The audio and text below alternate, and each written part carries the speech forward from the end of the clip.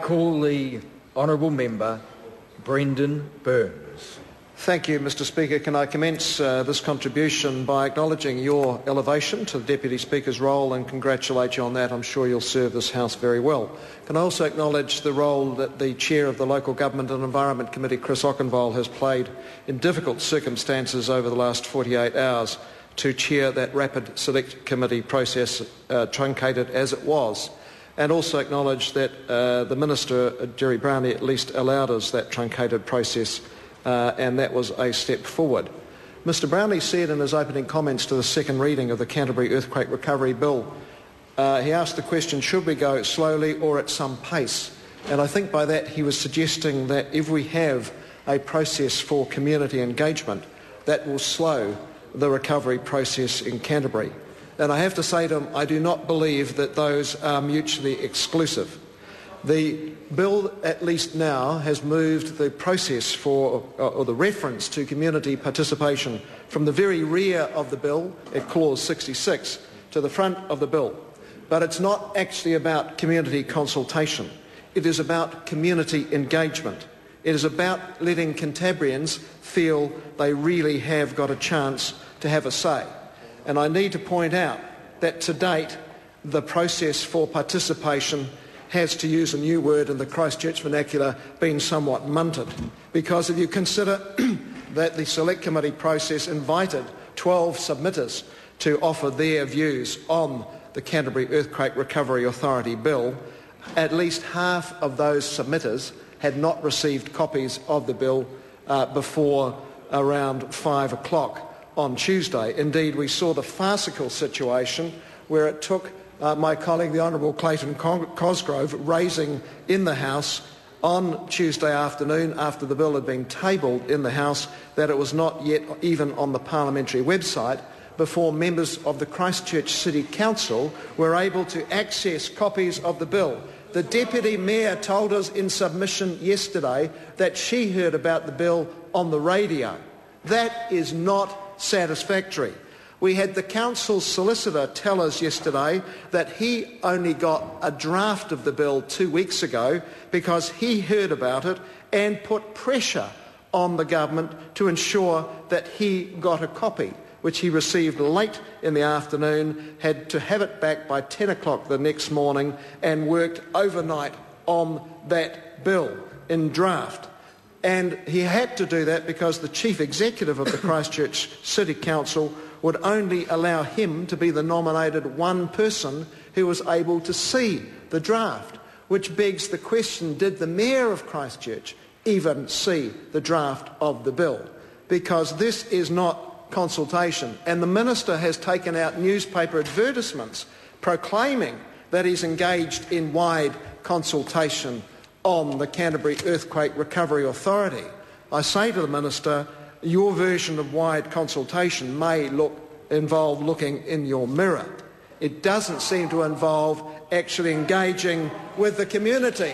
And I would have thought that this is given that this is the second crack at Canterbury earthquake recovery legislation and setting up a body to deal with the issues, the lessons might have been learnt, that there are actually real gains to be had from taking the community with you, allowing key stakeholders to be consulted rather than them learning about it on the radio, them relying on members of Parliament raising the issue about getting the bill off onto the parliamentary website so they can see it, and then work through the night so they can make submissions to the process. That is not, to me, what community engagement is about. And I note that even since the earthquake itself, if we're talking about consultation, a school in my electorate, Linwood College, had a commissioner installed very, very rapidly with no process of consultation. That is not auguring well for the process that we've got in front of us at the moment. But we are going to try and do our very best to make sure that community engagement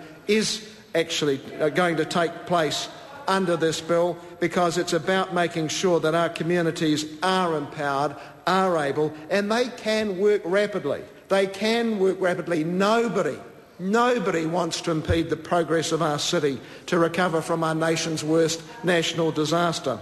But as Dean Peter Beck of the Christchurch Cathedral said in submission to the Select Committee yesterday, this needs to be Christchurch driven. It needs to be Christchurch driven and not Wellington driven. And that is why we need the community to be involved, not a Canterbury Earthquake Recovery Authority assembled of Wellington bureaucrats. We need to have the community involved because, as Dean Peter noted to the committee yesterday, there is much anxiety. This is not the first quake, it is the second quake.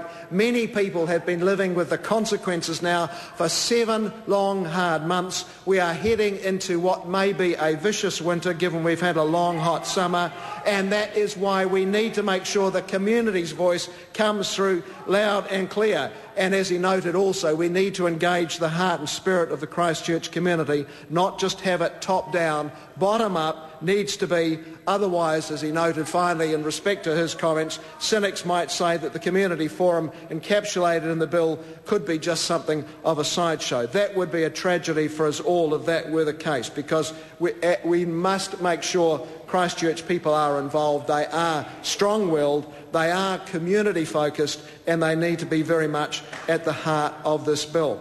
Can I turn to the issues of the CBD of Christchurch, which is at the heart of my community and is the focus of much of the bill, and appropriately so, given it is the commercial heart of our city and our province. There are some very big issues looming in respect of insurance, in respect of demolition, in respect of who pays for the demolition. And just yesterday the Controller announced that there are another 123 buildings which need either full or partial demolition, most of them in the CBD, and that's on top of 184, so already more than 300 buildings, most of them outside the red zone.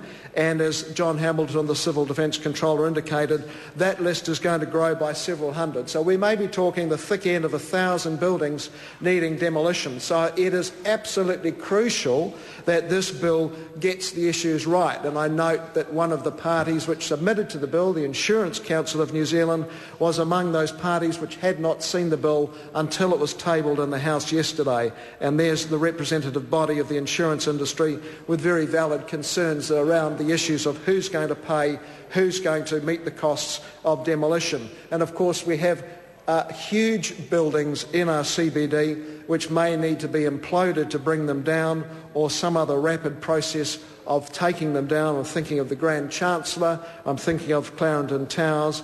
The signals are to take them down by conventional process months and months and months. Now that impacts on the CBD's ability to recover.